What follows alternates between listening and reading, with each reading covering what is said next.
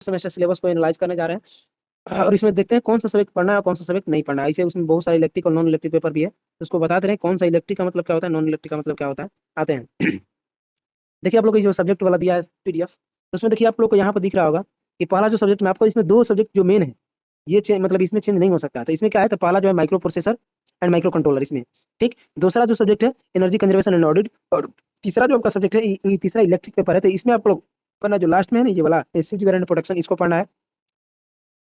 और आप लोग को पढ़ना इस 4 जो नंबर दिख रहा है इसमें भी इलेक्ट्रिक पेपर है, तो इस इलेक्ट्रिक पेपर में आप लोग को पढ़ना है इलेक्ट्रिक ट्रैक्शन के बारे में पढ़ना है अच्छे से। उसके बारे में आप उसके बाद आप लोग को पढ़ना है जो 5 नंबर है, उसके बाद आप लोग को पढ़ना है 5 नंबर में नॉन ओपन इलेक्ट्रिक पेपर। तो ओपन इलेक्ट्रिक पेपर में आप लोग को सॉफ्ट कंप्यूटिंग के बारे में पढ़ना है। तो आप लोग को बता दे रहे हैं सीरियल से इसमें अंदर में पढ़ना क्या है एक्चुअली में। तो आप लोग को जो पहला आपको दिख रहा है उसमें कि माइक्रो प्रोसेसर माइक्रो कंट्रोलर, तो इसमें आप लोग को माइक्रो प्रोसेसर के बारे में ऑल डिटेल पढ़ना है। उसके बाद माइक्रो कंट्रोलर, बस 2 सब्जेक्ट के बारे में 2 टॉपिक के बारे में आपको इसमें डिस्कशन करना है।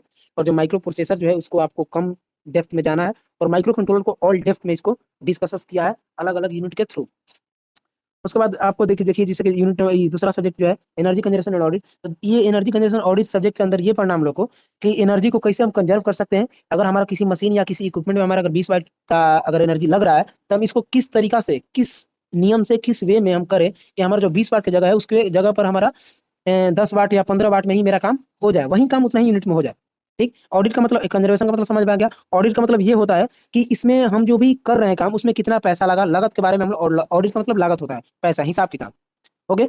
आते हैं तीसरे नंबर में आते हैं। तीसरे नंबर में क्या है कि दिया इलेक्ट्रिक पेपर, इसमें आप लोग को पढ़ना है स्विच गेयर एंड प्रोटेक्शन के बारे में। किसके बारे में पढ़ना है, स्विच गेयर एंड प्रोटेक्शन के बारे में। तो स्विच गेयर प्रोटेक्शन के बारे में ये पढ़ना है कि आप लोग को ऑल जो इक्विपमेंट रहेगा उसको कैसे प्रोटेक्ट कर सकते हैं। जैसे कोई भी स्विच गियर प्रोटेक्शन का मतलब होता है स्विच के द्वारा किसी को कैसे प्रोटेक्ट कर सकते हैं, और भी सारा जो इसके अंदर पढ़ना है। जैसे और भी जिसे बता सकते हैं, इसमें जो भी टॉपिक है इसमें प्रोटेक्शन के बारे में पढ़ना है कि इस मशीन को कैसे प्रोटेक्ट किया जा सकता है, ये इक्विपमेंट है तो इसको कैसे प्रोटेक्ट किया जा सकता है, किस नियम को लगा, किस कौन सा इक्विपमेंट लगाएंगे तो वो प्रोटेक्ट हो सकता है।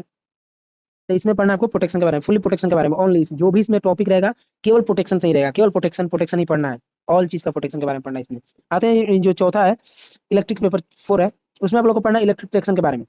इलेक्ट्रिक ट्रैक्शन करने का मतलब ये है कि आप लोग को जो ट्रेन वगैरह आप लोग देखते होंगे उसमें आप लोग को पढ़ना है इलेक्ट्रिक ट्रैक्शन। आपको जो इलेक्ट्रिक बोगी दिखता है ट्रेन का, जो आगे वाला जो पार्ट रहता है मेन पार्ट, उसके बारे में पढ़ना है। और उसके बारे में पटरी कैसे बिछाया जाता है, उसके बीच का डिस्टेंस क्या होता है, ऊपर जो आपको जो लाइट से जो वायर्स जो कनेक्ट रहता है हम लोग का, जो इंजन जो कनेक्ट रहता है वो क्यों कनेक्ट रहता है, उसमें कितना डिस्टेंस होता है, उसको क्या बोलते हैं, उसके हर एक पार्ट के मतलब ट्रैक्शन के हर एक पार्ट के बारे में पढ़ना है डिटेल से। ओके। आते हैं 5 नंबर में। देखिए तो 5 नंबर आपको ओपन इलेक्ट्रिक पेपर है, तो इसमें आपको पढ़ना है सॉफ्ट कंप्यूटिंग के बारे में। ये ज़्यादा कुछ हार्ड नहीं है सॉफ्ट कंप्यूटिंग, ये आपको जो भी आपके कॉलेज में सर पढ़ाएंगे वो अच्छे से पढ़ा सकते हैं सॉफ्ट कंप्यूटिंग के बारे में। तो ठीक है, इसको ज़्यादा आप लोग डेफ में, आपको मेन सब्जेक्ट 4 ही पढ़ना है अच्छे से, और ये आपको सॉफ्ट कंप्यूटिंग अच्छे से आप 10 दिन भी, एग्जाम के 10-15 दिन भी पहले आप इसको पढ़ लेते हैं, 5 दिन या 10 दिन भी पहले पढ़ लेते हैं, तो आपका इसमें कोई दिक्कत नहीं होने वाला है। लेकिन ये ऊपर में आपको जो 4 सब्जेक्ट बताया उसमें आपको अभी से और शुरू से ही मेहनत करना पड़ेगा, ठीक है। ठीक है, आपको इसमें यही पढ़ना है। और अगला वीडियो में हम लोग को इसके अंदर में क्या क्या पढ़ना है, माइक्रो प्रोसेसर में क्या क्या पढ़ना है, यूनिट 2 में क्या पढ़ना है, एनर्जी कंजर्वेशन में क्या पढ़ना है, स्विच गेयर प्रोटेक्शन में क्या क्या पढ़े, वो सब के बारे में अलग से वीडियो आएगा। इसके लिए इतना ही और धन्यवाद।